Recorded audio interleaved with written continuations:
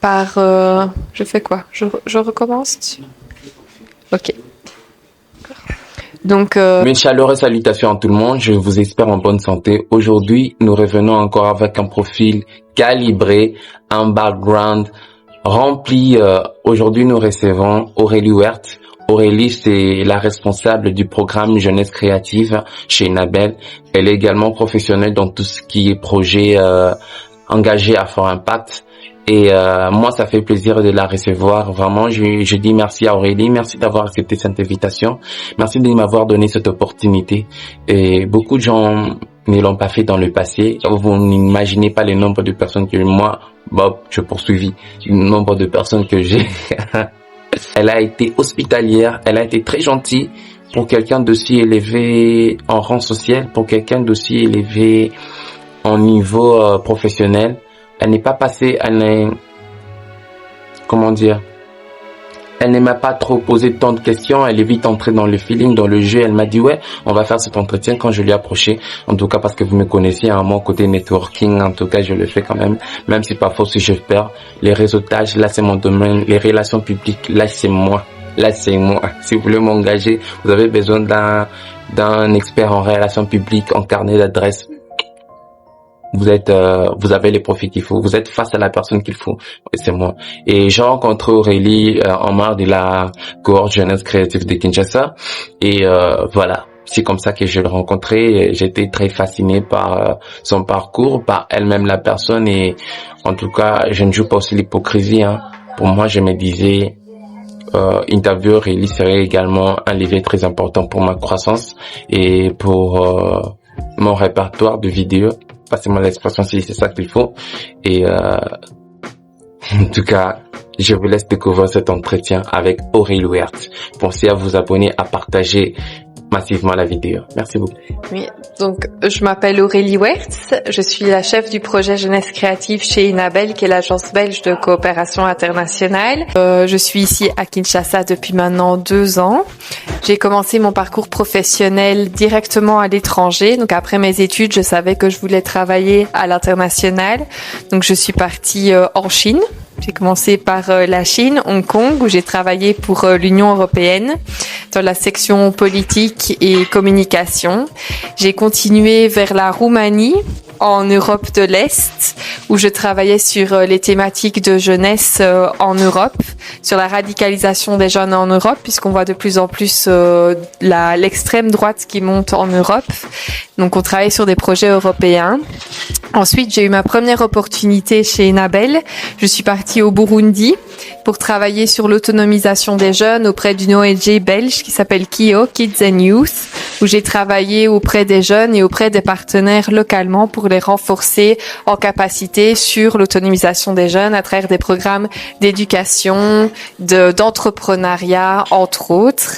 Puis je suis partie en Éthiopie, où j'ai travaillé avec l'Union africaine sur les questions de gouvernance et droits de l'homme, avec Expertise France. Et puis, je suis retournée chez Enabel ici depuis près de 2 ans pour occuper le poste de chef de projet jeunesse créative. Donc voilà, mon travail m'a permis de pas mal voyager, de découvrir beaucoup de cultures, voir beaucoup de choses que j'essaye d'apporter dans mon métier maintenant tous les jours. Alors, la RDC est un pays qui est énorme, donc énorme en termes d'opportunités, mais aussi énorme en termes justement de défis. Et un des défis majeurs qu'on a, c'est l'ampleur des demandes. Donc le projet Jeunesse Créative est un projet déjà un peu pilote unique pour Enabel, puisque c'est le seul projet qui venait en appui aux industries culturelles et créatives. Et on est un projet qui intervient sur 5 zones d'intervention, ici à Kinshasa, Bukavu, Kisangani, Bujima et Lubumbashi. Et donc, on est sur toutes ces zones, un projet qui arrive, voilà, pour Enabel qui arrive dans le secteur. Et donc, il y a beaucoup d'attentes par rapport au projet. Beaucoup des jeunes qui sont intéressés et malheureusement, on ne peut pas répondre à toute cette demande. Donc, c'est vraiment faire face à la demande, essayer de comprendre, de faire comprendre un peu notre manière de travailler, où on ne fait pas des appuis individuels, mais on cherche plutôt des appuis structurés à l'écosystème et ne pas trop décevoir les jeunes quand on doit malheureusement leur dire qu'on ne peut pas aider tout le monde. Donc justement, là, je travaille avec les jeunes créatifs et je dirais qu'en RDC, le talent, la créativité, la gestion des difficultés, c'est vraiment quelque chose qui est remarquable. Donc on voit qu'à tous les niveaux, les gens se débrouillent, sont innovants, créent et je trouve ça très, très inspirant. Et donc c'est vraiment cette, voilà, la résilience et l'ingéniosité des jeunes Congolais qui pour moi me donne vraiment une énergie pour faire mon travail et m'inspire pour me dire que tous les jours, même si là où on pense qu'il n'y a pas d'espoir, on trouvera toujours un moyen d'avancer et d'y arriver. Donc ça, voilà, comme je dis, ça m'inspire dans mon travail au quotidien. Alors oui, à travers le projet Jeunesse créative, on a pu faire beaucoup d'initiatives. Comme tu l'as mentionné, le Festival Ilongo, la Cohorte Jeunesse créative, mais on a eu plein d'autres programmes. Maintenant, comme j'ai dit un peu plus tôt dans l'interview, c'était vraiment un programme un peu unique pour Enabel. Donc on savait qu'on avait cette opportunité d'arriver dans l'écosystème et c'était une opportunité qui malheureusement avait une durée limitée.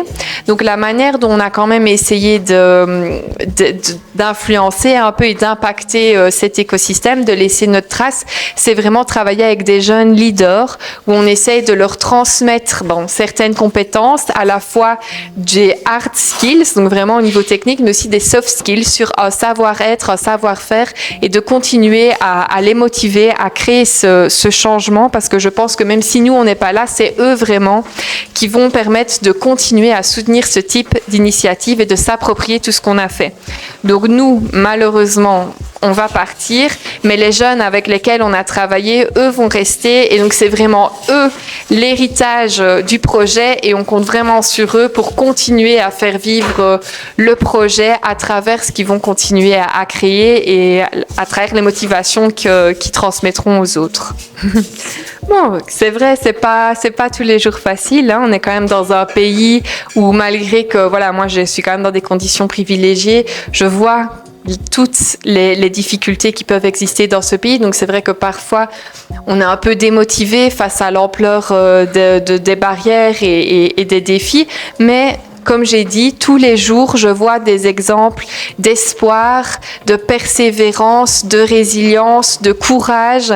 Et donc vraiment, ça me transporte, ça me motive. Et c'est pour ça que moi, j'aime beaucoup travailler avec la jeunesse parce que je crois vraiment au pouvoir de la jeunesse et que les jeunes qui comprennent qu'ils ont aussi une voix, une force, qu'ils peuvent être entendus, va nous permettre de faire changer les choses. Et donc, j'ai de l'espoir. Je suis positive, même si ça peut prendre du temps, même si ça va demander beaucoup de persévérance encore, mais je vois que c'est possible. Donc voilà, juste continuer comme ça et on est ensemble. Merci.